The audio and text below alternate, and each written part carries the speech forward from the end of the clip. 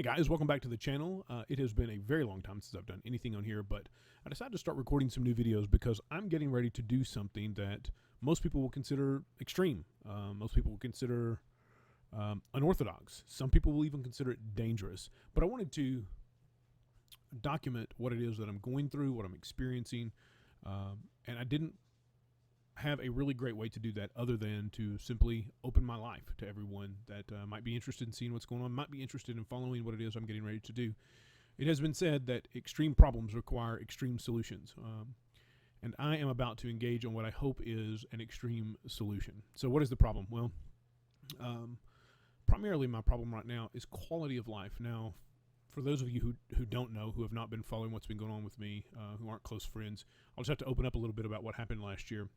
In October of last year, October the 21st of last year, I had a stroke.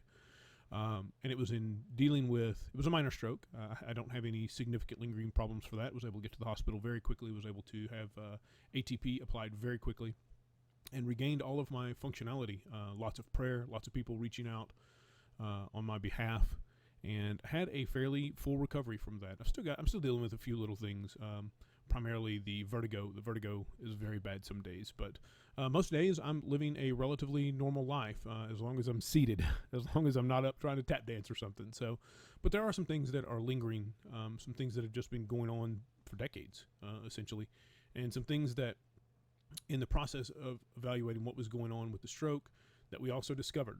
One of those being the fact that I have been diagnosed with moderate dementia at this point, a very early onset form of dementia. I'm 46 now? I think I'm 46 now. I'll turn 47 this year, yeah. I'm 46, which is very early for dementia, but there is a history of dementia in the family. Some of that having happened fairly early in individuals' lives. So, and the really bad news is that dementia is a terminal illness in the long run. It's one of those things that happens. So I'm kind of on a ticking clock, and as devastating as that could be, much more important is that the life that I've got left, I would like for that to be quality life.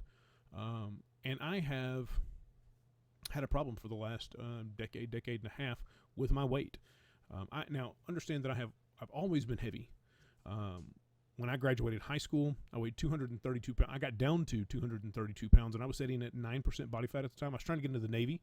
The Navy uses the military uses a standard chart for height and weight and what ranges you should fall into, and I didn't fit into those ranges. So they were willing to do, as an alternate to meeting their height and weight designations, you can meet a body fat percentage. So I spent the entire summer swimming and running and biking and got my body fat down to 9%, and at that point I was sitting at 232 pounds.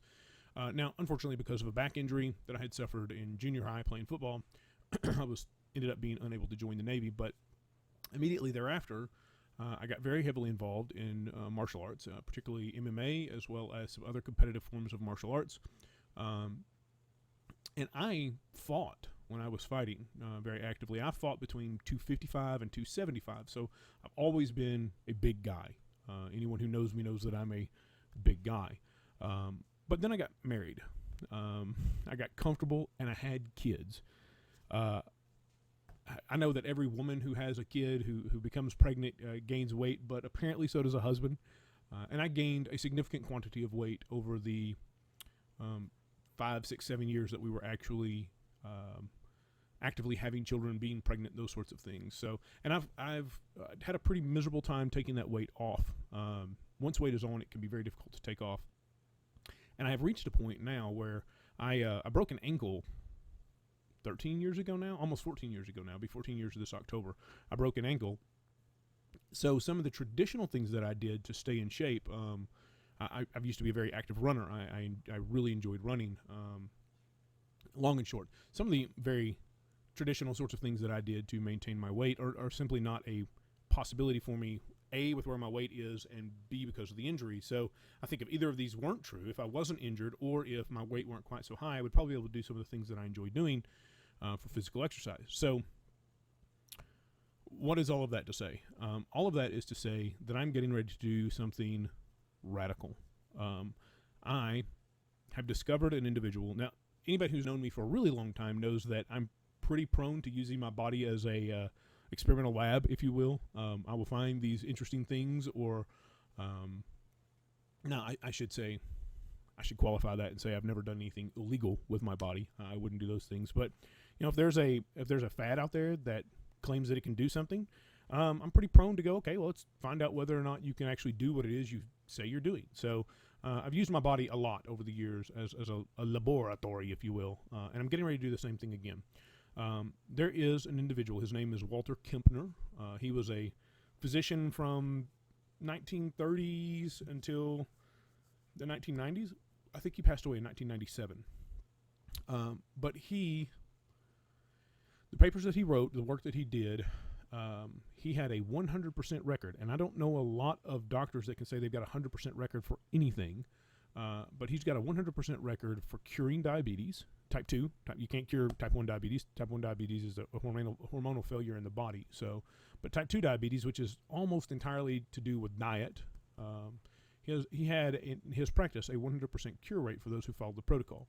The protocol is going to be interesting. I've just finished day one of the protocol, and the protocol is right the opposite of what I've done in the past to try to keep my diabetes in control. Now, don't get me wrong. I've done other things. I've been a type 2 diabetic since I was 42 or 43, I think. So for the last half a decade or so, I've been a diabetic. At times, I've done a really good job of keeping my diabetes in control. At other times, I haven't. Sometimes that's because I'm trying some experiment. Sometimes it's been because I've maintained a fasting routine. I did 40 days last late spring. And of course, it's real easy to control your diabetes when you're not putting anything in your mouth, right? So I actually was able to give myself a break and stop taking my diabetic medicine as well as my blood pressure medicine, because when you're not putting food in your mouth, your blood pressure also has a tendency to drop. So, but that is not, you can't live the rest of your life not eating anything. But I've also done extremely low carb diets. I've done a lot. If you can name it, I've done it at some point. Just bet on it. Except that I've never done what Dr. Kempner did with his patients, and that is he went exactly the opposite direction. His diet, it's called the rice diet, and it seems to be gaining some popularity out there right now. That's probably not a good thing, because that means people will try to rush in and make money on it. But anyway, he fed his patients nothing but white rice, sugar, fruit, and fruit juices. And with this, he took hundreds of pounds, thousands of pounds off of groups of patients, and again, had a 100% cure rate for type 2 diabetes for those who maintained it. And I do say maintain this program because I can already tell you, having finished day one, that it's going to be boring. If you're eating nothing but white rice and some sugar, and that's actually to lower the nutritional value of the white rice. White rice actually has a bit too much protein for those who might have kidney problems. So white rice, sugar, fruit and fruit juices. And I think the fruit and fruit juices are the only thing that will make this palatable. As a matter of fact, part of his paper included a recommendation to cook the white rice with fruit juices. And it sounded really goofy to me until I actually tried it a couple times last week when I was trying to figure out what this was going to look like, right? And I cooked with some orange juice. I cooked some rice with orange juice, and it was actually fairly tasty. And I think that's really going to be a requirement when you start talking about how do you make white rice and nothing but white rice, essentially, edible for weeks at a time, perhaps months at a time. There is a paper that another doctor, Dr. McDougall, he treats patients with a similar sort of diet, except that he is vegan. I think he's vegan. I think he's fully vegan. And we followed some of his stuff last year for a while and had some excellent results, except that my family really likes meat. So let me bring up this paper here. So here's Dr. Kempner's, a portion of Dr. Kempner's information. I've actually gone hunting for the original paper that he published. It's there. It's behind paywalls. And I guess at some point I could push past the paywall to acquire this. But anyway, here's part of, and this is in Dr. McDougall. I mentioned Dr. McDougall in December of 2013. Dr. McDougall did a piece on the rice diet. Now, Dr. McDougall uses the rice diet He says when someone comes into his clinic and they're just barely left alive, when it is an emergency sort of, we got to get weight off you and get your diabetes under control and that sort of thing, he's still using the rice diet for that today. Now, I'm not in that position yet. I'm not dying. Well, I guess we're all dying, but my diabetes, my weight, these things aren't killing me at this. I'm not going to die next week from my diabetes, but I'm kind of an extreme sort of guy. I have an easier time doing something 100% than I have doing 70% of something. So I'm hoping that in following his diet for a period of time that I can help get my symptoms under control, help maybe lose some weight. That would be nice. So I can get back to some of the activities I want to do. I've still got some things on my bucket list that I'd like to do, but at my weight, you can't exactly jump out of an airplane. No one will let you do that. Go figure. So I'd like to get healthy again with what I've got left. So today I dove in. Now this is what I will tell you now, looking at this, the Diet Dr. Pepper right here is supposed to be a no-no. The Diet Dr. Pepper right here is supposed to be a no-no because this diet is also low in sodium. Dr. Kempner was able to remove people from their blood pressure medicine because there's so little sodium in the diet that high blood pressure would resolve itself. I've got some Diet Dr. Pepper left in the house. Dr. Pepper is one of my single greatest weaknesses in life. It is my drink of choice almost everywhere. I still have some in the house. I still drink some. I think I've still got a couple of more sitting over there somewhere, so they'll probably still get drunk over the course of the day or the course of the week. So beyond that, what I ate today was 200 grams of uncooked white rice. And of course, you're cooking it before you eat it, right? It's just the weight that it was before it was cooked. So this brought me to 730 calories, adding to that an apple, which I've got one of those press things that cuts it into the wedges. So I weighed it, and that came out to another 65 calories. I added to that. I've got some pineapple sweetened, whatever little pineapple things that are almost like candied pineapple. I ate just, 6 or 8 of those. It's 22 grams, so not much at all. And of course, that brings my total daily calorie count to 888 calories. And you're looking at that going, 888 calories? And the answer to that is yes. And I'm sure that's why Dr. Kempner was able to cause people to lose so much weight. For those who were severely obese, he brought their calories consumed down to 800 calories a day. Now, I will tell you that POWs have traditionally been served 1,600 calories a day. So, yeah, it ain't much in the way of food. I feel okay at this point. I have long been essentially a OMAD eater anyway, 1 meal a day. Traditionally, I start grazing at about 4:30 in the afternoon. I eat whatever it is I'm going to eat over the course of a couple of hours, and then I'm done until the next day anyway. So I really I did the same thing here. Everything that you're seeing on that list kind of started consuming at about 3:30. Now, there's not a lot of food here, so I was hungry at 3:30 for some reason. Didn't sleep real well last night, and that kind of adds to that. But started consuming around 3:30. I was done by probably 4:30, maybe. And that was the apple, and then a little while later, I ate the pineapple, and then after that, I actually got up and cooked my rice and ate the rice the way I was supposed to. So this is what a day is going to look like. I may up this calorie count a little. I may push towards 1,000 or maybe even 1,200. Just depends on how my body reacts. I don't know. But the question is, why I'm out here sharing this with you?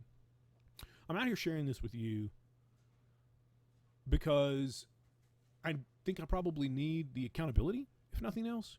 To say you're going to do something is one thing.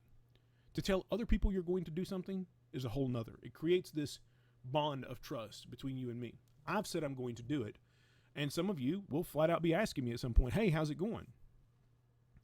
If I choose to surrender and not do this, then at some point I have to confess to you, you know what, I did it for a week, and I just couldn't adapt, and blah, blah, blah, blah. I leave myself an out if I don't tell other people what's going on. I leave myself the possibility of going, hey, nobody knows I was trying to do this anyway, and therefore if I fail after a week, it's okay. It's just me. I'm the only one who failed, and I'm the only one who knows I failed. However, by putting this out there for you guys to see, I have now created accountability. Even if none of you ever ask me, hey, how's it going? I know that you know, and that helps create accountability as well. So I'm up to something radical. I'm doing something crazy again. I'm hoping that I see significant results. We'll see. Dr. Kempner had excellent results. I think in his last study, it was 106 individuals who had lost more than 100 pounds at 46 kilos, or whatever it was. And the average on that was around 100 days. So people were typically losing a pound a day following his protocol. Now, I will tell you that he also had a reputation that, again, in his early days, we're talking about the 1940s and the 1950s. But he did have a reputation for, if he caught you cheating on his program, he believed in his program so much that he would take a riding crop. And if you don't know what a riding crop is, go look one up. It's essentially a miniature whip. And he would beat you into submission and then lock you into a isolation cell for up to 3 weeks, where he fed you through the door to make sure that you were following the protocol. So there are no riding crops in my house. There's not that level of accountability here, but it's out there now. I'm doing something radical. I have an extraordinary problem, and I'm looking for an extraordinary solution. So I appreciate you all hanging out with me for a few minutes. I think I'm going to go stare at the refrigerator for a minute. No, I'm not. But I appreciate everyone hanging out, and I will we'll try to do these 2 or 3 times a week, maybe. Just let you know what's going, let you know how the weight loss is coming. But hang out with me, and we'll get her done. How's that?